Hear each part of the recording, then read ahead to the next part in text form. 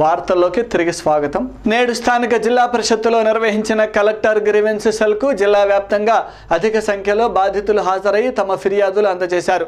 ఈ కార్యక్రమంలో పాల్గొన్న డిఆర్ఓ నాగబాబు ముందుగా టెలికాన్ఫరెన్స్ ద్వారా అన్ని మండలాల ఆర్డీఓలతో మాట్లాడారు.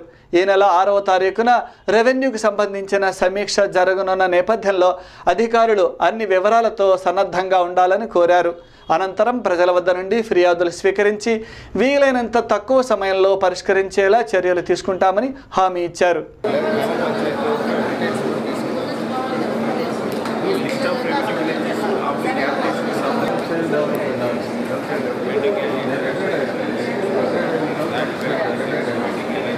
నాడు సిసిఎల్ఏ గారు ఆల్ డిస్ట్రిక్ట్స్ డిఆర్ఓస్కి రెవెన్యూ ఐటమ్స్ మీద రివ్యూ చేయడానికి మీటింగ్ ఏర్పాటు చేశారు. ఆ మీటింగ్లో ప్రధానాంశాలు ఎజెండా ఐటమ్స్ అన్ని కూడా ఆర్డీఓస్ ఆఫీసులకి తహసీల్దార్ ఆఫీసులకి మెయిల్ ద్వారా పంపించడం జరిగింది. దాంట్లో ప్రధానంగా గమనించాల్సిన విషయం ఏంటంటే ఈ మండల్ బడ్జెట్, ఆర్డీఓస్ ఆఫీసులకి ఇచ్చిన బడ్జెట్, అట్లానే తహసీల్దార్ ఆఫీసులకి ఇచ్చిన బడ్జెట్ 3వ క్వార్టర్ వరకు మనం యూటిలైజేషన్ పర్టికులర్స్ అనేది అవన్నీ కూడా మీరు డిఏఓస్ కలెక్ట్ చేసుకోండి. రేపు సాయంత్రం అందరు డిఏఓస్కి 5 గంటలకి నలుగురు డిఏఓస్కి 5 గంటలకి ఇక్కడ డిఆర్ఓ ఛాంబర్లో మీటింగ్ ఏర్పాటు చేయడం జరిగింది. ఈ ఐటమ్స్ మీద నోట్స్ తీసుకొని అటెండ్ అవ్వాలి. అందులో ప్రధాన అంశం ఫస్ట్ బడ్జెట్, 3rd క్వార్టర్ వరకు మీకు వచ్చిన బడ్జెట్ని ఎంతవరకు యూటిలైజ్ చేశారు ఆ మొత్తం వివరాలతో మీ డివిజన్కి సంబంధించిన మండలాలకి సంబంధించిన ఈ వివరాలతో సహా మీ ఆర్డీఓస్ ఆఫీస్ వివరాలతో సహా రావాలి. DO Tenali respond water tax మొత్తం కలెక్షన్ డీసీబీ కలెక్షన్ పర్టికులర్స్ కూడా తయారు చేసుకొని రావాలి. రెవెన్యూ విలేజ్ వారీగా వాటర్ ట్యాక్స్ కలెక్షన్స్, అట్లనే రెవెన్యూ విలేజ్ వారీగా 1 టైం కన్వర్షను ఎంత కలెక్ట్ చేశారు ఆ వివరాలు కూడా తీసుకొని రావాలి. తర్వాత ప్రధానమైన అంశం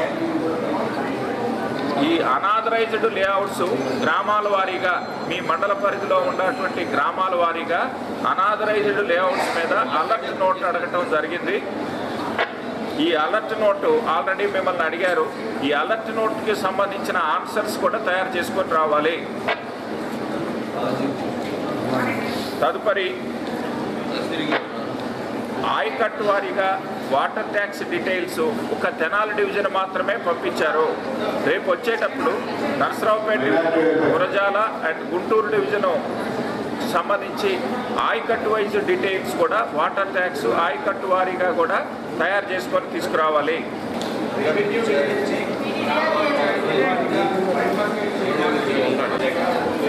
కొన్ని సందర్భాల్లో గ్రామ పంచాయతీ పరిధిలో ఒక రెవెన్యూ గ్రామ పరిధిలో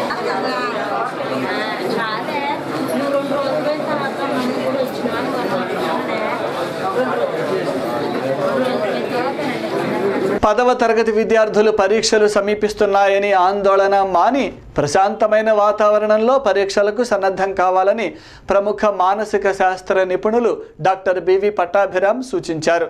స్థానిక లక్ష్మీపురంలోని పాటిబండ్ల సీతారామయ్య హైస్కూల్లో శ్రీ వైష్ణవి అభ్యాస్ విద్యా సంస్థల ఆధ్వర్యంలో ఏర్పాటు చేసిన అవగాహన సదస్సులో పాల్గొన్న ఆయన ఈ సందర్భంగా మాట్లాడారు.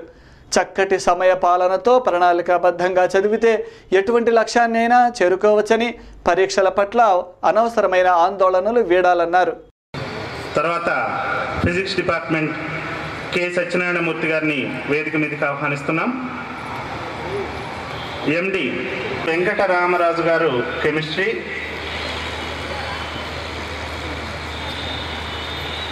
Botany CHN Suresh Kumar garu, zoology English department SA Jilani Madhubabu garu, please come to the dais. 10th class pattern ఏంటంటే అలా ఒక టాపిక్ నుంచి అన్ని క్వశ్చన్స్ రావు, ఒక స్కీమ్ ఆఫ్ ప్యాటర్న్ ఉంటుంది. ఏంటంటే మ్యాక్సిమం స్టూడెంట్స్ పాస్ అవ్వాలనేటువంటి ఎయిమ్తో ఈజీగానే పేపర్ సెట్ చేయమంటారు గవర్నమెంట్. కానీ 10th క్లాస్లోనే స్టూడెంట్స్ని స్క్రూటినైజ్ చేసి రాయొద్దు. నీకు బాగా తెలిసిన ముందు నీట్గా ప్రజెంట్ చేస్తే ఆ ఇంప్రెషన్ వేరుంటుంది. ఎస్పెషల్లీ 10 వాటికి 50 రోజులు ఉంది. ఏమ్మా 50 రోజుల 45. అబ్బాయి ఎంత జాగ్రత్తగా లెక్క పెట్టుకుంటున్నారు. అటు ఎగ్జామ్ రోజు ఇవాళ రోజు కూడా వీళ్ళన్నీ కట్ చేసి 45 రోజులు ఉంది, 44, ఇంత జాగ్రత్తగా లెక్కలు పెట్టుకుంటున్నారు. ఇప్పుడు నేను చెప్పేవి మీరు జాగ్రత్తగా వింటే 30 రోజులు చాలు. 15 రోజులు మీ ఇష్టం వచ్చినట్టు ఉండొచ్చు. 30 రోజులు నేను చెప్పిన చిన్న చిన్న చిట్కాలను మీరు పాటించండి. అనవసరంగా టెన్షన్ పడకండి. అయితే ఇది చెప్పే ముందు మీకు చిన్న సీక్రెట్ చెప్పాలనుకుంటున్నాను. అసలు ఫెయిల్ అవ్వడం చాలా కష్టం.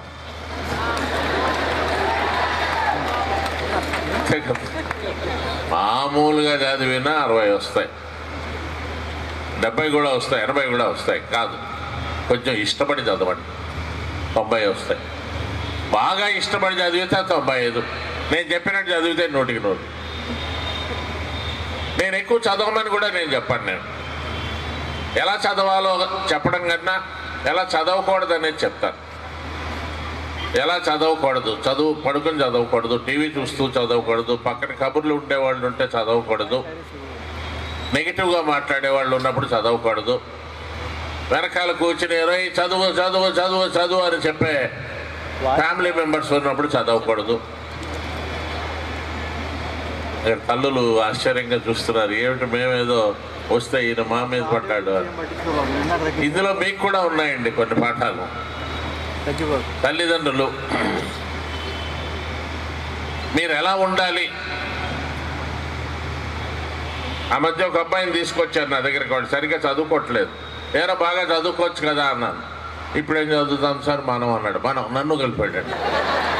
నేను చెప్పాను, దుర్మార్గుడా, 3 MA చేశాను రా, 2 PhDలు రా అంటే, అది కాదు అంకుల్, ఇవి చదువుకుని ఏంటి అని. చదువుకుని ఏంటి, నువ్వు చదివితే నీ తర్వాత కొన్ని తరాల పాటు అందరికీ చదువు వస్తుంది. మా తాతగారు వ్యవసాయం అండి. ఆయన ఆ రోజుల్లో మా ఫాదర్ చదువుకుంటానంటే ఏం చదువుకుంటావు లేరా అన్నారు. కానీ ఆయన ఇంజనీరింగ్ చదవాలి అని ఆ రోజు కాకినాడ నుంచి మనకి ఒకటే ఇంజనీరింగ్ కాలేజ్ ఉండేది, మెడ్రాస్లో ఉండేది. అక్కడికి వెళ్ళి మనకి QTV న్యూస్ ముగించే ముందు హెడ్లైన్స్ మరొక్కసారి.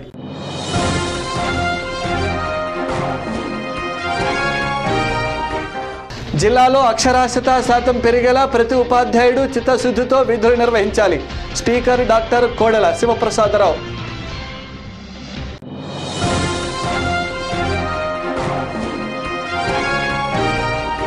నిజాంపట్నం మండలంలో దళితుల భూములు ఆక్రమించుకున్న వారిపై చర్యలు తీసుకోవాలి. కలెక్టర్కు ఫిర్యాదు చేసిన ధామస్పేట వాసులు.